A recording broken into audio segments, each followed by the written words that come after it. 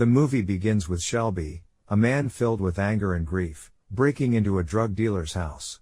He questions the dealer about his involvement in selling drugs and eventually kills him. Shelby is on a personal mission to destroy the people responsible for his pain. We then meet Sheriff Mike, who has also suffered a great loss. His son died from a drug overdose. Shelby, a former drug addict himself, lost his fiancée, Ruby, to a narcotic overdose, and he has been on a violent rampage ever since, targeting the people who sold Ruby drugs.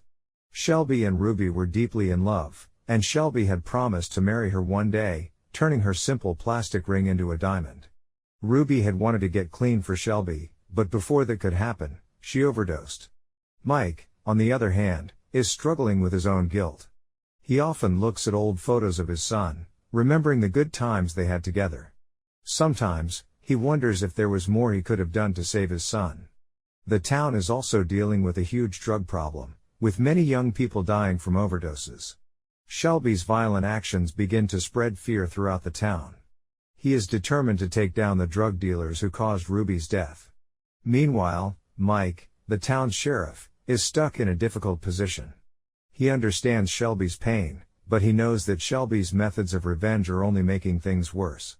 Ruby's dream of a happy life with Shelby was cut short when she fell deeper into her addiction to narcotics. This shattered Shelby's hopes of marrying her and building a family together.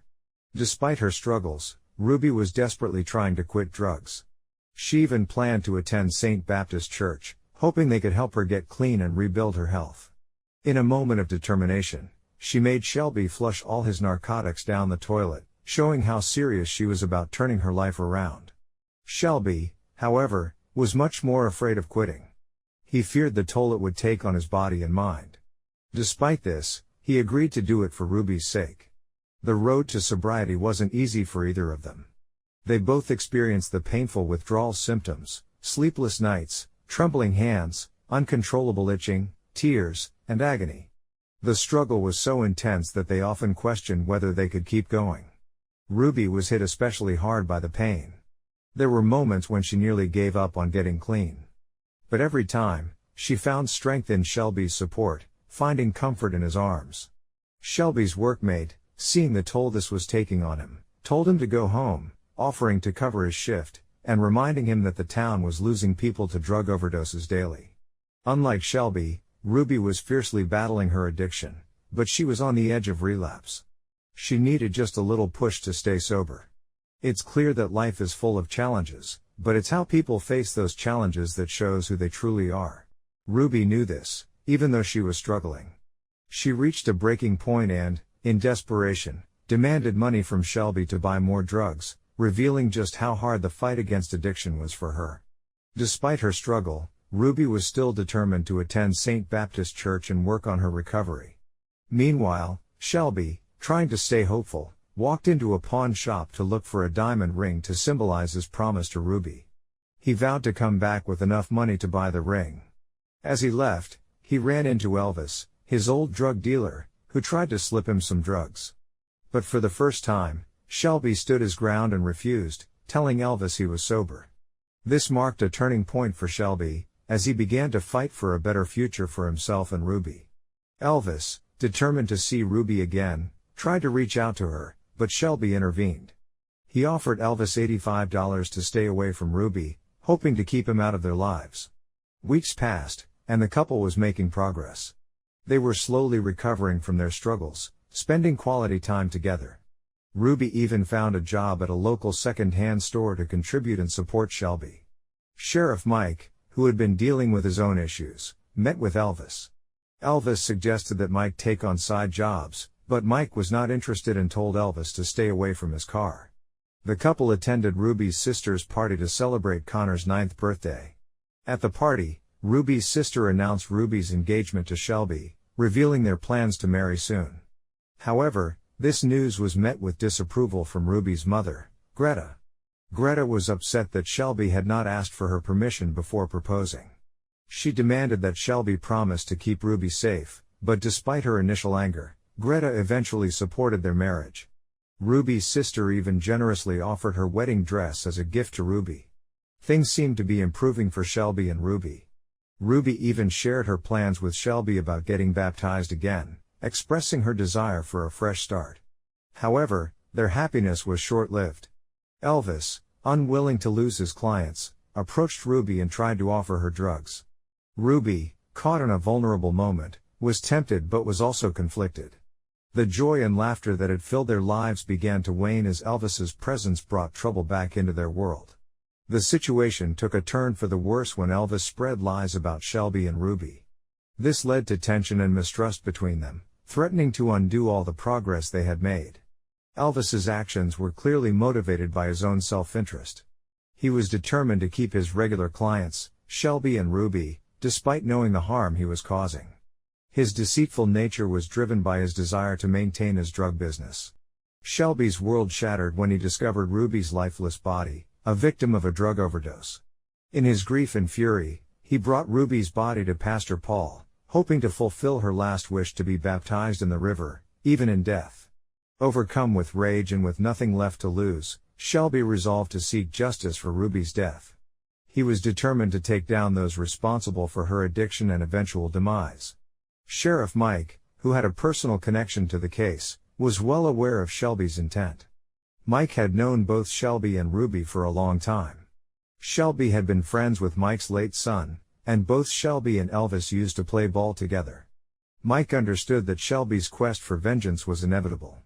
He knew that Shelby would stop at nothing to see those who had wronged Ruby face justice.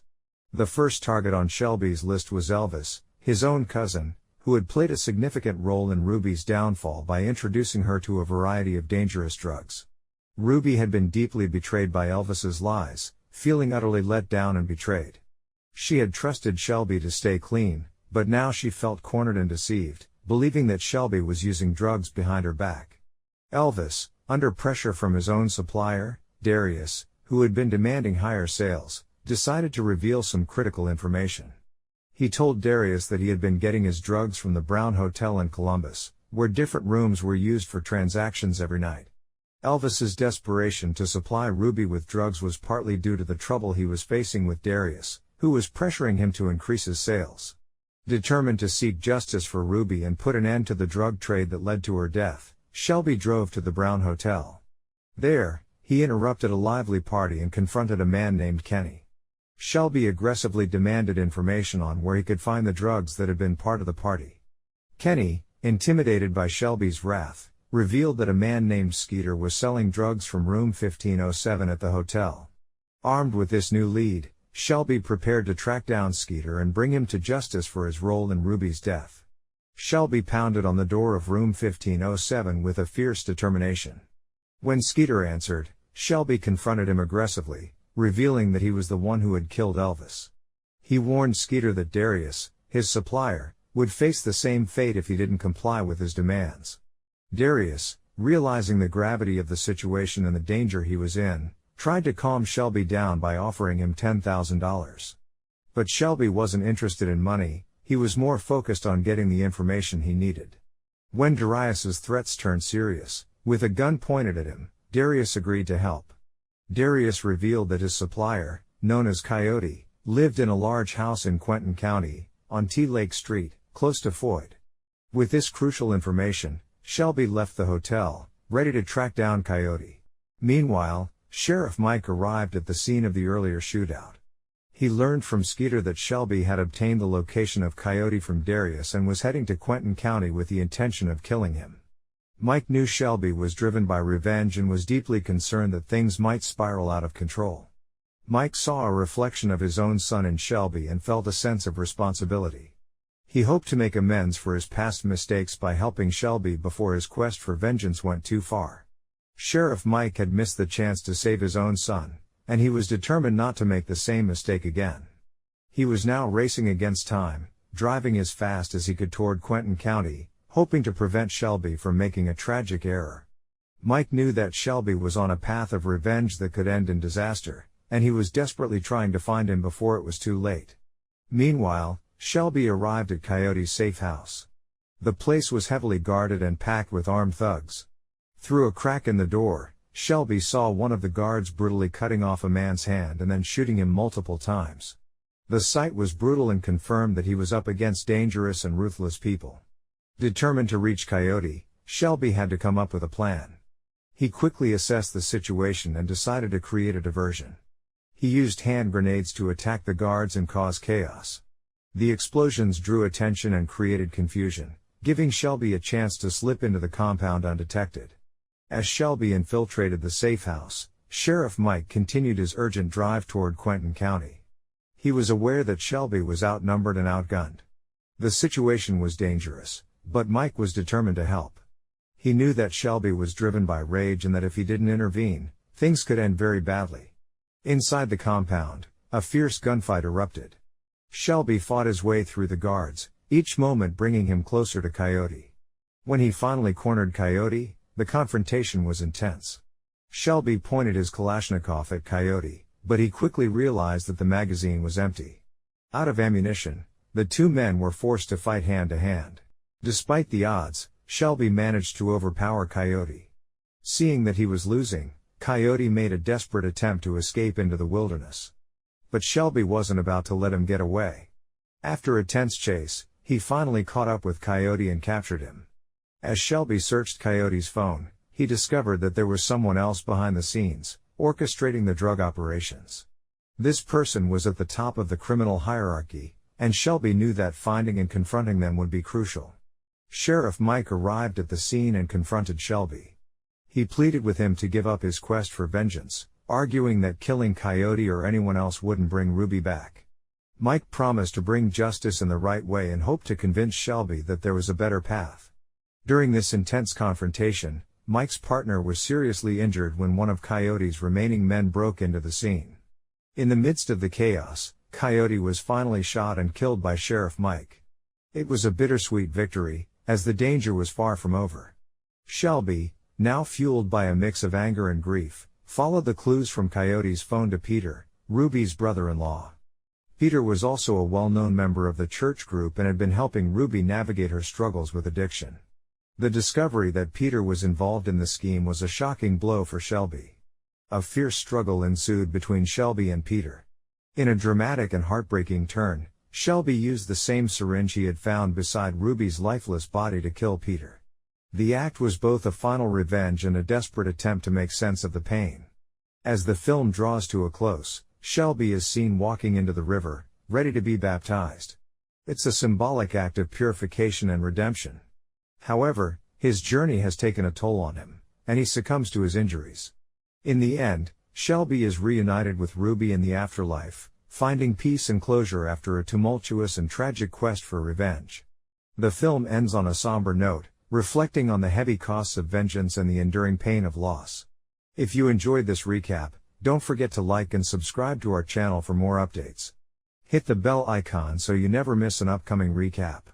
Thanks for watching, and we'll see you next time. Remember to subscribe and turn on notifications, so you can watch more movies like this.